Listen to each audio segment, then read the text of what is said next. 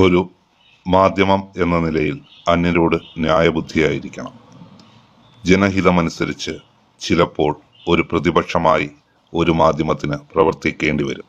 എന്നാൽ രാജ്യകാര്യങ്ങൾ ഇടപെട്ടിരിക്കുന്നവരുമായി ഒരു സഖ്യവും പാടില്ല. ഈ വാചകങ്ങൾ 1978 ഞങ്ങളുടെ മാർഗദർശി ശ്രീ PR ജഗന്നാഥപിള്ളയുടെ ഒരു ലേഖനത്തിൽ നിന്നും എടുത്തിട്ടുള്ളതാണ്. ഈ ലേഖനത്തെ അടിസ്ഥാനമാക്കി സാക്ഷി ചർച്ച ചെയ്യുന്നു ചടയമംഗലത്തെ വികസനവും വികസന മുരടിപ്പും. വിവിധ രാഷ്ട്രീയ കക്ഷികൾ ഈ ചർച്ചയിൽ പങ്കെടുക്കുന്നു. കാത്തിരിക്കുക, കാണുക. ദിവസങ്ങൾക്ക് മുമ്പ് ചടയമംഗലം ഗ്രാമപഞ്ചായത്തിന്റെ വികസന മുരടിപ്പിനെ പറ്റി സാക്ഷി TV-യിൽ ഒരു വാർത്ത വന്നിരുന്നു.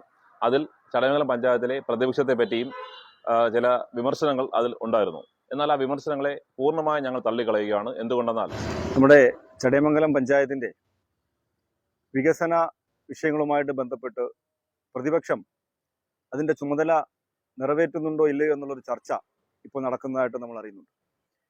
പക്ഷെ അവർ വളരെ പുറകോട്ട് ചിന്തിക്കണം. പതിറ്റാണ്ടുകൾക്ക് പുറകിൽ ഈ ഹോസ്പിറ്റൽ എങ്ങനെ പോയി, എങ്ങനെ നടന്നു എന്നുള്ളതിനെക്കുറിച്ച് ആലോചിക്കേണ്ടിയിരിക്കുന്നു.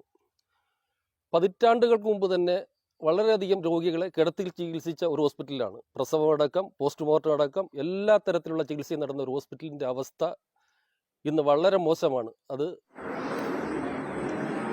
ചടയമംഗലം ഗ്രാമപഞ്ചായത്ത് വളരെയേറെ നാളുകളായി ഒരു കുത്തഴിഞ്ഞ നാഥനില്ല കളരിയായി മാറിയിരിക്കുകയാണ്. ഗ്രാമപഞ്ചായത്തിൻ്റെ കെട്ടിടം പൊളിച്ചിട്ട്